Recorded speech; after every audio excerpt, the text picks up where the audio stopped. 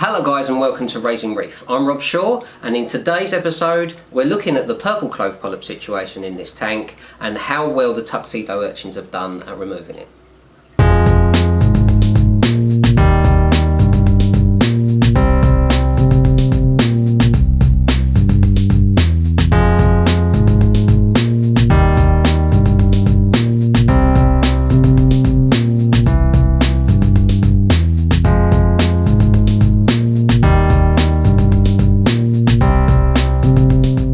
So 2 months ago when I added these tuxedo urchins into the tank, the clove polyp situation was getting a little bit out of control and I did go in there and remove some of the clove polyps that were starting to clump up. Once they finished growing on the available space around them and there's like just sand bed, they do tend to sort of create a mat or a clump and they sort of wave around in the flow of the tank.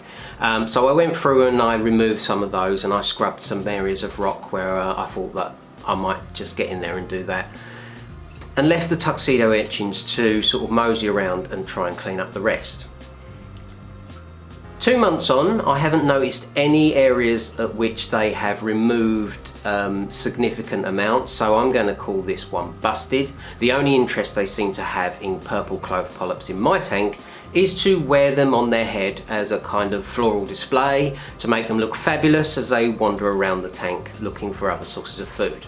They have no interest whatsoever in the purple clove polyps. They will glide straight over the top of it looking for something else to eat. They seem to spend the majority of their time on my flipper mag cleaner, where there must be some extra special algae growing on the back of that they just love. Now they do eat coralline algae, and I'm guessing the previous claims that they mow down the purple clove polyps may be just that they are eating the purple coralline algae that's growing underneath it and therefore pulling them off of the rock as they go. This can be the only explanation that I can see, other than the fact that maybe the two that I bought just aren't interested and others may or may not eat it. So the conclusion I draw on this is it's not a definitive way of removing these purple clove polyps. It might be worth a try, but don't bank on that doing the job for you.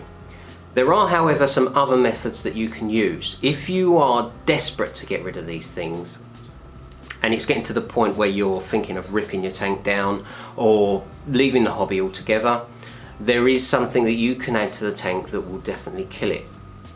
Now it does come with some caution because you will need to remove other soft corals that are within close enough family group to be affected by this. And it's worth researching before you go down that road. And the product people are using is called Fenbendazole. There's a lot of stories of people using this with great success and it having no ill effects to other pieces of livestock within their aquarium, and they swear by it.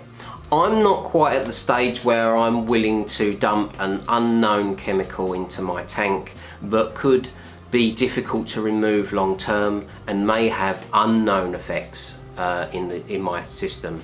I try and keep my tank very natural. I use a refugium. I like to encourage lots of pod life, and I don't know the impact of fenbendazole on all of the microfauna and fauna that live within my coral system. So I'm not quite ready to do that. But if you are thinking, I've had enough of these, I'm willing to completely strip my system down and start again because they bother you that much, then this fenbendazole could be the right thing for you.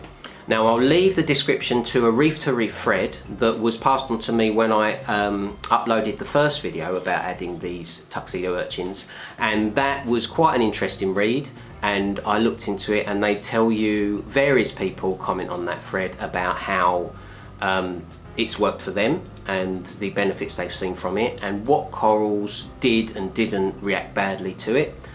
Also, I think within that thread there is a link to the original thread where the guy that champions using it explains it in more detail and gives you the primary information about using it. So that's something you can try. That will definitely get rid of it for you, and it will bring an end to the frustration you've had about purple clove polyps. For me, however, I'm continuing to get in there with a stiff toothbrush every so often and scrubbing it back and peeling it off the rocks as and when needed. Once I move all of my corals over to my new tank, I may be able to give them a thoroughly good clean and maybe remove it to the point where it no longer becomes a problem. But what I've found with it is it doesn't really overgrow other corals. So if you've got enough corals growing in enough close proximity to each other, then it's not going to be a problem. It will grow in the little areas in between that is exposed rock, and it can never really get to the point where it will outgrow or outcompete or even harm the neighbouring corals. So if you can fill your tank full of corals, pretty much as I do, you will only have to face it in areas of exposed rock.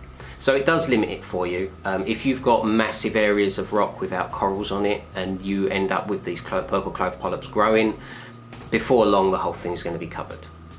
So that pretty much concludes this video. I just wanted to update people that may be interested in how I got on with these tuxedo urchins. They didn't do the job. It doesn't matter too much. I quite like them. They're pretty funny little fellas. Crawling around on the glass and on the rock work. They will pick up any debris or pieces of sand or rock or shell. So occasionally I've had a few clumps of zoas growing on top of one for a period of time, and it's always a little bit of an interesting adventure with these guys. So I hope you enjoyed this video. I hope that if you're interested in a solution and Fenbendazole turns out to be the solution for you, that this has helped you out. Like, subscribe and all that nonsense. I'll see you in the next video, guys. Take it easy.